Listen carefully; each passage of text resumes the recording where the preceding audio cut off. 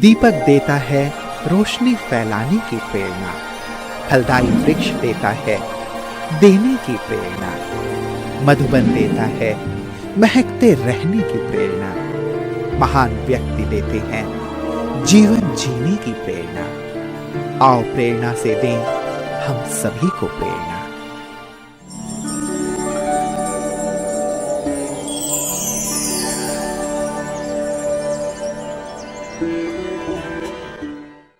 बद्दी हिमाचल प्रदेश के सोलन जिले का एक औद्योगिक शहर है।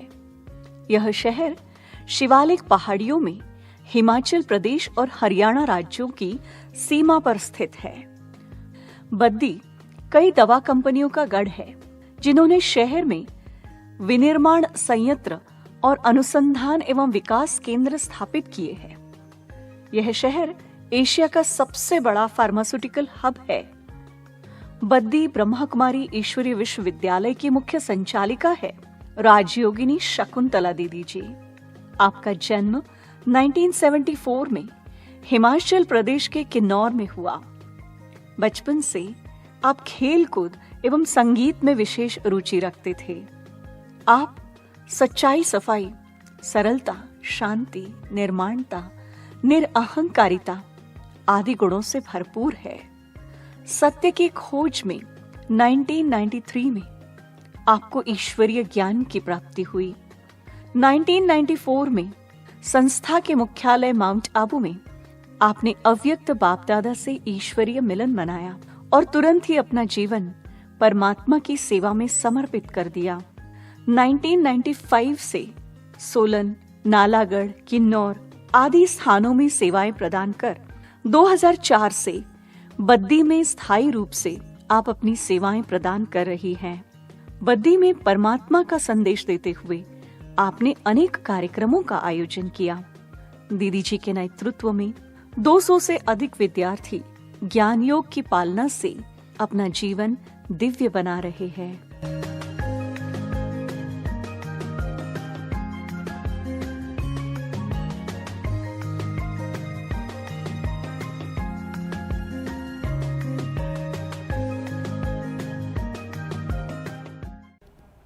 बुद्ध जयंती के दिन मेरा लौकिक जन्म हुआ और मुझे इस बात का नशा रहता था, क्योंकि मेरी लौकिक माता जी, मेरी बुआ जी मुझे बीच बीच में स्मृति दिलाते थे, आप एक महान आत्मा हो, आपका जन्म बुद्ध जयंती के दिन हुआ है। तो मुझे भी नशा रहता था कि मैं एक विशेष आत्मा हूँ। लेकिन बचपन में मुझे पूजा पाठ, धूप बत्ती इन चीज़ों में खास रुचि नहीं थी। भगवान को मानती थी दिल से, लेकिन पूजा पाठ करना, धूप बत्ती करना इन चीज़ों में कोई रुचि नहीं थी। मेरी एक सहेली थी, एक फ्रेंड, वो संतोषी माता का व्रत रखती थी। तो मैं उनको बोलती थी कि आप व्रत रखते हो, आपको क्या भोजन नहीं करने से भगवान मिलेगा? भगवान तो अंदर में रहता है, दिल में सच्चाई सफाई होनी चाहिए, बाहर भटकने की क्या ज़रूरत है। ऐसे संकल्प बचपन में ही चलते थे मेरे। तो स्कूल में भी कुछ लड़कियां जो थी व्रत रखती थी और पूरा दिन निंदा चुगली इधर उधर की बातें करती रहती थी। तो मुझे आता था कि इन्होंने व्रत रखा हुआ है और निंदा चुगली की बातें, इधर उधर की बातें कर रही हैं। तो ये मुझे थोड़ा अच्छा नहीं लगता था। बेशक मैं पूजा पाठ नहीं करती थी, लेकिन भगवान के प्रति अति श्रद्धा भावना थी। गांव में ग्राम देवी देवताओं से भी हम जुड़े हुए थे और बौद्ध धर्म से भी विशेष जुड़े हुए थे, क्योंकि हमारे इलाके में ग्राम देवी देवताओं से भी जुड़े हुए हैं लोग और बौद्ध धर्म से भी अच्छी तरीके से जुड़े हुए हैं। बौद्ध धर्म के प्रति भी अति श्रद्धा भावना है। तो मेरे अंदर सेवा भावना बहुत थी। बेशक पाठ पूजा नहीं करती थी, लेकिन कर्मना सेवा के लिए कभी देवी देवताओं के मंदिर में जाती थी और बौद्ध मंदिर में भी सेवा अर्थ जाती थी। तो पिताजी भी हमारे अंदर भक्ति के संस्कार भरने की कोशिश करते थे। तो हम बच्चे भी चाहे मन से नहीं जाते थे, लेकिन पिताजी के कहने पर उस पूजा रूम में बैठते थे। कभी कभी जब मन करता था तो उसमें धूप बत्ती भी करते थे। लेकिन बचपन में जब मैं पूजा रूम में बैठती थी तो तरह तरह के मन में संकल्प आते थे कि इतने सारे जो भगवान है, इनमें से बड़ा भगवान कौन होगा। भगवान को तो मानती थी, लेकिन ये पता नहीं था कि भगवान एक है, लेकिन वो एक कौन है। क्योंकि हमने तो यही सुना था कि भगवान एक है, ऊपर का रहने वाला है, लेकिन घर में जो पूजा रूम है उसमें तो बहुत सारे चित्र हैं। तो ये उलझन सी रहती थी कि इतने सारे देवी देव, इतने सारे जो है, ये कौन है। भगवान तो एक है, फिर ये सब कौन है। जिस दिन मुझे पता चले कि भगवान एक ही है, वो ये है, तो मैं उसी भगवान को मानूं। तो इस तरह से तरह तरह के विचार आते थे। तो ऐसे चलता था रूटीन। तो क्या हुआ, धीरे धीरे चलते चलते माता जी को, जैसे माता जी अपने मायके में जब जाते थे, शादी मुरादियों में, कोई ऐसे फंक्शंस में, तो वहाँ पर कुछ ऐसे रिश्तेदार थे जो ब्रह्म कुमारी से जुड़े हुए थे, जो ज्ञान में चल रहे थे। तो उनके थ्रू माता जी को भी ज्ञान मिला। जब माता जी ने ज्ञान सुना तो माता जी को बहुत अच्छा लगा। विशेष ये बात उनको अच्छी लगी कि खान पान की शुद्धि, क्योंकि घर में तो बहुत ही अशुद्ध चीज़ें बनाते रहते थे, लेकिन माता जी को बहुत अच्छा लगा। खान पान की शुद्धि, पवित्रता, ये सारी बातें उनको अच्छी लगी। और जितना उन्होंने समझा था, फिर वो घर में आने के बाद हम सबको सुनाते थे ज्ञान। हम तो बचपन में थे, हमारे को तो इतनी समझ में आती नहीं थी, लेकिन पिताजी जो थे, पिताजी के अंदर भक्ति भावना बहुत थी, तो पिताजी उस ज्ञान को समझने लगे।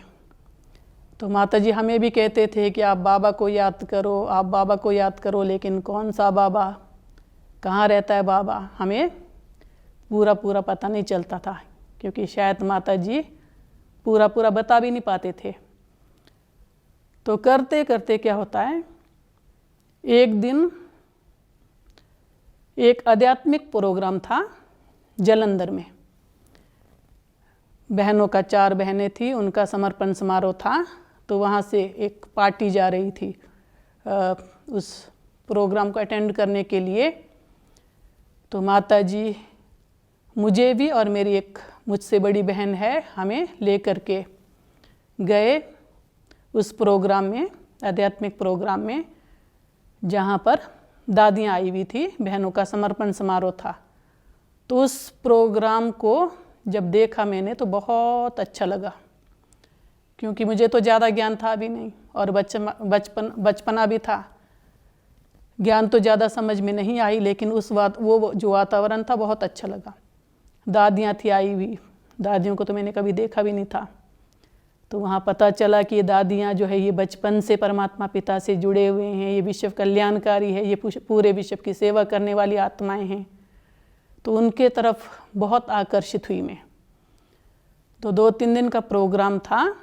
जब प्रोग्राम ख़त्म हुआ, समाप्त हुआ, लास्ट दिन में, तो दादी जी ने कहा, इस सभा में कौन कौन सी कन्याएं हैं जो अपना जीवन ईश्वर अर्थ समर्पण करना चाहती हैं। तो मुझे तो कुछ भी पता नहीं था समर्पण क्या होता है। तो उस सभा में और कन्याएं भी बहुत उठी, और मैं भी उन सब को देख करके उठ गई। जैसे पता तो नहीं था, लेकिन जैसे किसी ने मुझे उठा दिया। तो उठ गई उस सभा में, और माता जी मुझे देख के हैरान हो गए, इसको तो ऐसा कुछ पता भी नहीं है, लेकिन ये उठ कैसे गई। तो उन दौरान सेंटर में, वहाँ पर जालंधर में, हमारे कुछ लौकिक 2-4 कन्याएं, लौकिक में थोड़े रिश्तेदार भी लगते थे, वो भी वहाँ पर रह रही थी। तो मैंने उनको भी देखा, मुझे बहुत अच्छा लगा। सफ़ेद ड्रेस पहने हुए थे, डायरी पेन ले करके बैठे हुए थे, बहुत अच्छा लगा। तो मुझे बताया जाता था कि यहाँ पर भगवान पढ़ाते हैं, भगवान पढ़ाते हैं। अच्छा, भगवान पढ़ाते हैं, तो कौन सी पढ़ाई है जो भगवान पढ़ाते हैं, मुझे भी पढ़ना चाहिए। तो ऐसे ऐसे विचार, ऐसे ऐसे संकल्प आने लगे। तो खैर 2-3 दिन के बाद प्रोग्राम समाप्त हुआ, लेकिन वहाँ जो जलंधर सेंटर के जो बड़े दीदी जी थे, राज दीदी जी, तो जो बड़ी दीदियाँ होते उनकी तो नज़र कन्याओं के ऊपर रहती ही हैं, कन्या अपना जीवन सफल करे, विश्व कल्याणकारी बने, पूरे विश्व की सेवा करे। तो दीदी जी ने माता जी से बात की होगी, तो मुझसे पूछा कि आप 2-3 महीने रुकेंगे यहाँ पर, कुछ दिन रुकेंगे, 2-3 महीने रुकेंगे। मुझे भी बहुत खुशी हुई, क्योंकि मुझे थोड़ा घूमने का शौक़ था कि मैं इधर देखूं उधर देखूं। तो उन्होंने कहा कि अब यहाँ हम आपको घुमाएंगे भी, और आप यहाँ पर रहो, सेंटर में आप रहो, कुछ दिन रहो। तो मुझे बहुत अच्छा लगा। मैंने बोला हाँ दीदी जी, मैं सेंटर में रहूँगी, कुछ दिन रहूँगी। जब सेंटर में रहने लगी तो फिर मेरा कोर्स चालू हुआ, क्योंकि पहले तो मुझे इतना ज़्यादा पता नहीं था, बाबा कौन सा बाबा, कहाँ रहता है, डिटेल में कुछ भी पता नहीं था। अब दीदी ने कोर्स करवाने के लिए, जो वहाँ की बहनें थी उनके द्वारा मैंने कोर्स किया। जब कोर्स किया, जब मुझे आत्मा का परिचय मिला, तो मैं बिल्कुल ही डिटैच हो गई। मुझे इतना निश्चय हुआ कि मैं नश्वर शरीर नहीं हूँ, मैं चेतन शक्ति आत्मा हूँ। बहुत ज़्यादा मुझे निश्चय हुआ, बहुत धीरे धीरे जैसे कोर्स कराते रहे और धीरे धीरे मेरे अंदर निश्चय बैठता गया। तो मुझे बहुत अच्छा लगने लगा ज्ञान। और दीदी जी इधर उधर जैसे सेवा अर्थ जाते थे तो साथ में लेकर के भी जाते थे, तो मेरा घूमना भी हो जाता था और ज्ञान की बातें भी मुझे समझ में आती थी। तो मैं वो भाग्यशाली आत्मा हूँ। मेरा जो कोर्स है, सेंटर पर मेरा कोर्स हुआ, सेंटर पर ही मैं रुकी थी, वहीं मेरा कोर्स हुआ और सेंटर पर रुकी थी। तो जैसे मॉर्निंग क्लास में मुरली सुनते हैं परमात्मा पिता के मधुर महावाक्य, तो मुरली सुनने का भी मौका मिला। जब मुरली सुनती थी तो भी मुझे बहुत अच्छा लगता था। मुरली की बातें कुछ समझ में आती थी, कुछ नहीं भी आती थी, लेकिन बहुत ही मुरली अच्छी लगती थी। और ऐसा लगता था कि मैं भी सुनाऊं मुरली, मैं भी ज्ञान सुनाऊं। अंदर से इतना उमंग उत्साह आता था। 2-2.5 महीने के बाद मधुबन में बाबा मिलन था, तो वहाँ से पार्टी जा रही थी और मुझे भी बाबा मिलन का सौभाग्य प्राप्त हुआ। मुझे भी बाबा मिलन के लिए लेकर के गए पार्टी के साथ। जब मधुबन में गए, मधुबन का वातावरण देख करके मेरी आंखें खुल गई। मुझे तो ऐसा लगा मधुबन में जा कर के जैसे मैं किसी और दुनिया में आ गई। बहुत ही सुंदर वातावरण, पवित्र वाइब्रेशन, बहुत ही शक्तिशाली वातावरण। मैं तो भाव विभोर हो गई मधुबन में जा कर के। बचपना था, लेकिन वो मधुबन का जो आकर्षण था वो मैं आज भी नहीं भूल पाती हूँ। तो बाबा मिलन हुआ पांडव भवन में, ओम शांति भवन में। मुझे इतनी समझ नहीं थी अव्यक्त मिलन के बारे में, लेकिन बहुत अच्छा लगा मुझे। ऐसा अनुभव हुआ कि जैसे बाबा की नज़र मेरे ऊपर ही है। बस कोई प्रैक्टिस नहीं थी, कोई मैंने ऐसा पुरुषार्थ नहीं किया था, लेकिन मुझे ऐसा लग रहा था मैं और मेरा बाबा, दूसरा कोई है ही नहीं। तो वहाँ का अनुभव भी बहुत सुंदर रहा, बहुत ही सुंदर। जैसे हम बाबा के कमरे में जाते थे, बाबा के कमरे का वाइब्रेशन कुछ और, शांति स्तंभ पर जैसे बैठते थे, जो बाबा की समाधि है, पिता श्री ब्रह्मा बाबा की समाधि, जब वहाँ पर बैठते थे तो भी ऐसा अनुभव होता था जैसे पिता श्री ब्रह्मा बाबा खड़े होकर के दृष्टि दे रहे हैं। तो मधुबन का जो आकर्षण था वो बहुत ही विचित्र था, बहुत ही सुंदर था। तो 2-4 दिन के बाद फिर वापस आए जलंधर सेवा केंद्र में, और पिताजी जो थे, लौकिक पिताजी, फिर लौकिक पिताजी ने कहा कि दीदी अब मैं इसको लेके जाता हूँ कुछ दिनों के लिए, क्योंकि ये कभी भी बाहर नहीं रही है, घर से बाहर नहीं रही है, कुछ दिन के लिए लेके जाता हूँ। अब लौकिक घर ले करके आए तो 1, 2, 3, 4 महीने बीत गए, फिर वापस छोड़ने का नाम नहीं ले रहे थे। और मुझे तो इतनी कशिश, इतनी खींच हो रही थी, जो मैंने दीदियों से पालना ली थी, जो मैंने मधुबन का वातावरण देखा, बाबा की दृष्टि का अनुभव जो मैंने मधुबन का किया, इतनी खींच होती थी, मैं कैसे भी करके मैं सेवा केंद्र पर पहुंच जाऊं। तो 2-4 महीने बीत गए तो मैं उन माता जी से बोलती थी मुझे तो सेंटर में रहना है, मुझे घर में नहीं रहना है, मैं सेवा करूँगी। दीदियों ने कहा है आपको विश्व कल्याणकारी बनना है, पूरे विश्व की सेवा करनी है, मुझे तो सेवा केंद्र पर रहना है। तो माता जी विघ्न डालने लगे। माता जी ने तब कहा कि नहीं, आप घर में बैठ के भगवान को याद करो, बाबा को याद करो, सेवा के लिए बीच बीच में जाते रहना, घर का काम भी करो, पढ़ाई लिखाई भी करो, आप जो है घर में ही रहो। तो मैं घर में जैसे रोना आता था मुझे, जब मैं दीदियों को याद करती थी, बाबा को याद करती थी, मधुवन को याद करती थी, रोना आता था। ऐसे करते करते करते रोज मैं डिस्कस करती थी माता जी के साथ, माता जी मुझे जाना है, मम्मी मुझे जाना है, मैंने सेंटर में रहना है। तो ऐसे करते करते करते 1 साल बीत गया। जब 1 साल बीत गया तो मम्मी ने सोचा कि बस ये तो मानने वाली नहीं है, तो मतलब इसको तो परमिशन देना ही पड़ेगा क्योंकि ये तो रुकने वाली नहीं है। तो 1 साल के बाद 1995 में माता जी ने वापस जलंधर तो नहीं भेजा क्योंकि जलंधर लोग के घर से बहुत दूर था। तो सोलन में आई 1995 में, क्योंकि सोलन जो है हिमाचल प्रदेश में ही है और घर के भी नज़दीक है, माना 1 ही दिन का रास्ता है सोलन के लिए, और जलंधर के लिए आगे जाने के लिए 2 दिन लगते हैं।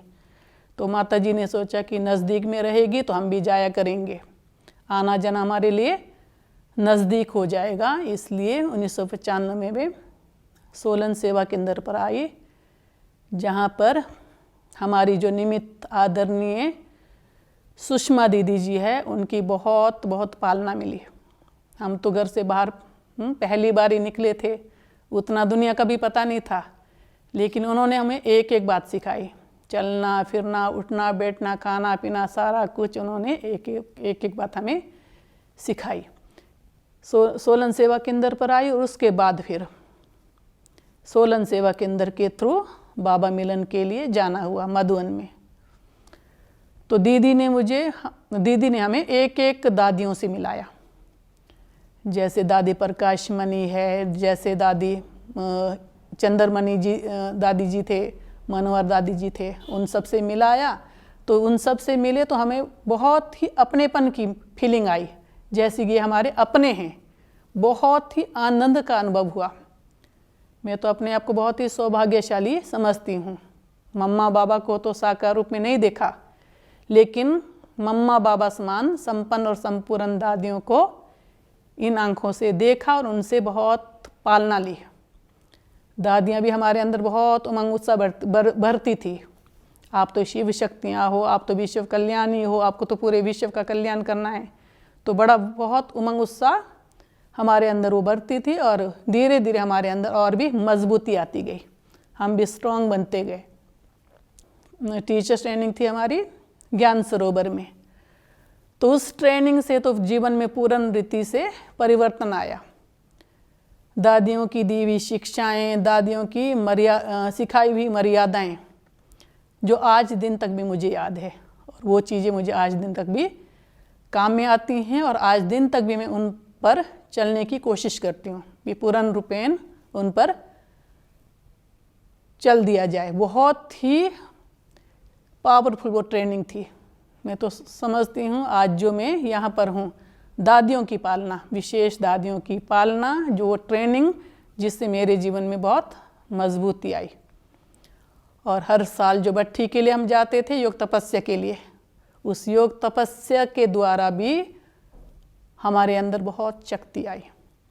दादियों से मिलना होता था, एक एक दादी, यज्ञ के आदि रतन, अमूल्य रतन, कितनी सारी दादियाँ थी।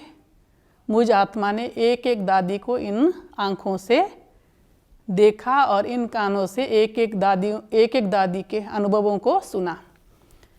वो कैसे बचपन में बाबा के पास आए, कैसे बाबा ने उनकी पालना की, कैसे वो सेवा के फील्ड में चले गए। तो बहुत ही विचित्र अनुभव था। तो आज दिन तक एक एक दादी की मुझे याद आती है और उनकी दी हुई शिक्षाओं को भी मैं भूली नहीं हूँ।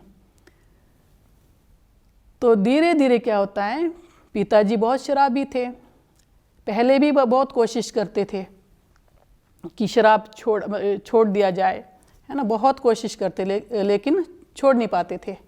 लेकिन धीरे धीरे ज्ञान और योग का अभ्यास किया तो सारी बुराइयाँ उनकी छूटती गई। जैसे हर दिन मांस मदिरा घर में चलता था, धीरे धीरे सारी चीज़ें छूटती गई बहुत ही कम समय में। कहाँ हर रोज़ मांस मदिरे का सेवन होता था, कहाँ प्याज लहसुन तक भी बहुत जल्दी इन सब चीज़ों का त्याग किया। छोड़ना पहले भी चाहते थे लेकिन छूट नहीं पाता था। लेकिन बाबा की शक्ति ऐसी मिली जो हमने छोड़ने की कोशिश नहीं की, छोड़ने के लिए कोई पुरुषार्थ नहीं किया, अपने आप छूटता चला गया।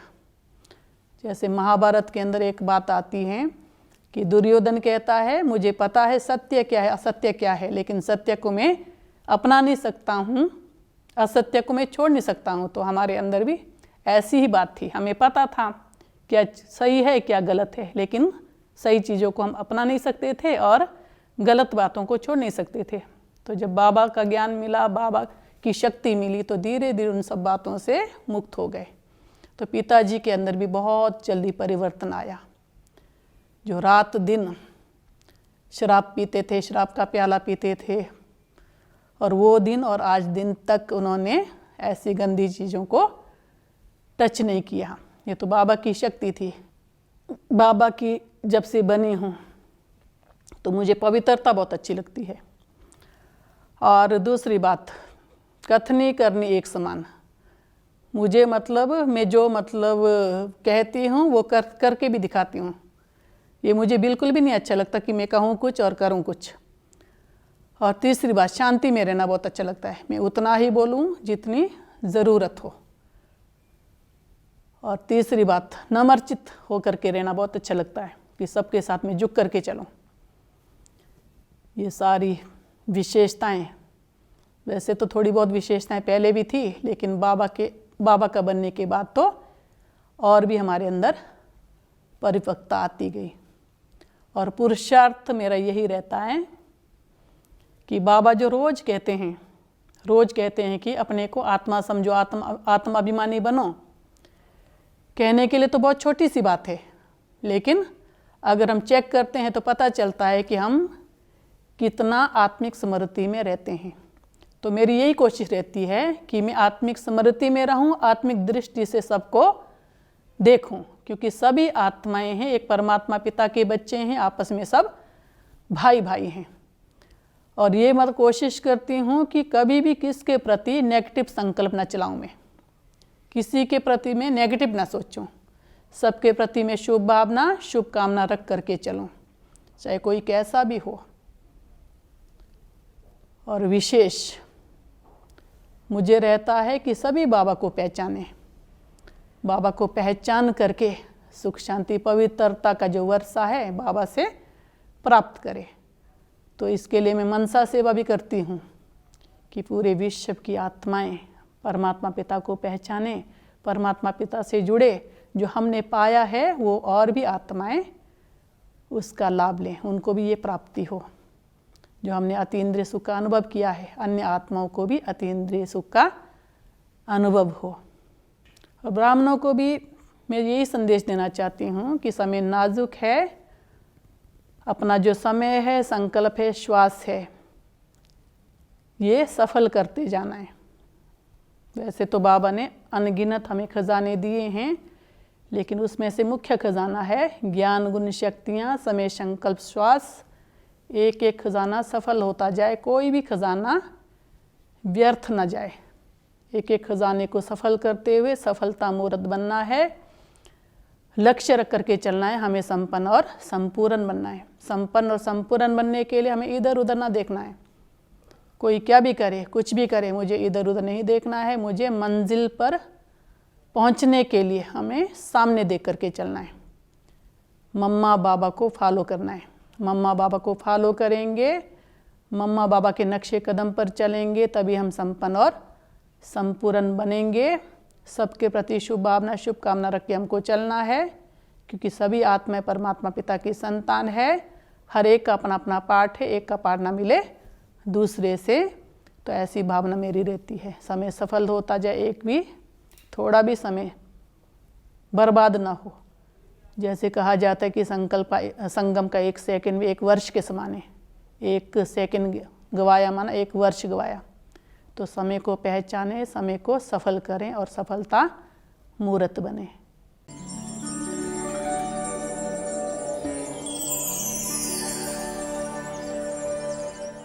दीदी हमारे लिए एक माँ समान है, क्योंकि हम सब इस औद्योगिक क्षेत्र में बड़े दूर दूर से लोग आए हैं और हमें यहाँ इतनी अच्छी पालना मिलती है इस संस्था में, जो हमें अपने लौकिक घर में भी इस तरह की पालना नहीं मिलती है। दीदी जी हमेशा हर परिस्थिति में अजल अडोल रहती है। दीदी जी का दृष्टि वृत्ति सब भाई बहनों के प्रति बहुत ही समान रहती है। की विशेषताएं तो बहुत सारी है, लेकिन हम उनके बारे में कुछ 3-4 विशेषताओं में आपको बताना चाहता हूँ। पहली तो वो नम्र चित्त है, किसी का वो दुख देख नहीं सकते, सबके प्रति नम्रता से व्यवहार करते हैं।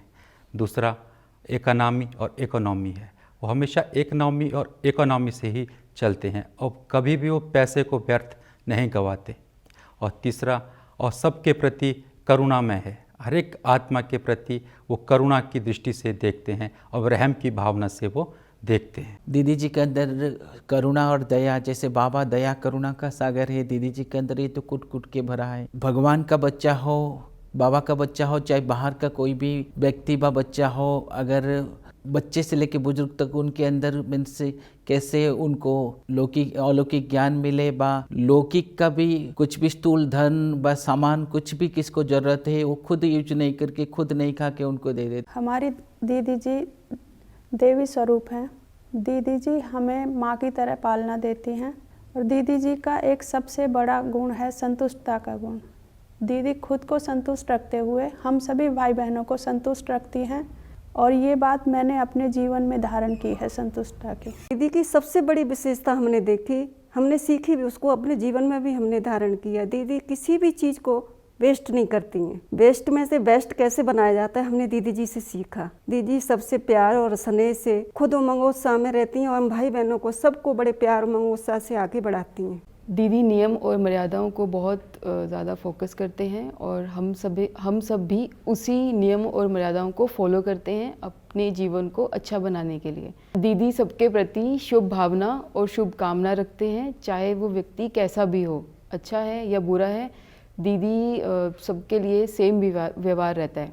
और दीदी हमें बताते हैं लौकिक और अलौकिक जीवन में कैसे बैलेंस बनाना है, कैसे चलना है और अपने जीवन को कैसे सफल बनाना है। दीदी जी सबके प्रति शुभ भावना शुभकामना रखते हैं और सेवा के प्रति उनका काफ़ी लगाव है और उससे हम सभी को प्रेरणा मिलता है और हम सभी उनसे प्रभावित होकर सेवा के प्रति, ज्ञान के प्रति समर्पित होकर अब हम सभी लौकिक जीवन में रहते हुए भी परमात्मा का सानिध्य का भरपूर अनुभव कर रहे हैं और जीवन को सुखमय बना रहे हैं। दीदी से एक मातृत्व की भावना आती है, एक फीलिंग, माँ की फीलिंग आती है। दीदी निस्वार्थ प्रेम देती हैं, निस्वार्थ सेवाधारी हैं, बाबा की बच्ची हैं, लेकिन उनके अंदर शीतलता, गुप्त पुरुषार्थी हैं दीदी। दीदी से हमें बहुत कुछ सीखने को मिलता है। एक निस्वार्थ भाव से दीदी जैसे सेवा करते हैं, संसार में ऐसा कोई बहुत मुश्किल से देखने को मिलता है कि कोई निस्वार्थ भाव से किसी के लिए सोचे या उसकी सेवा करे।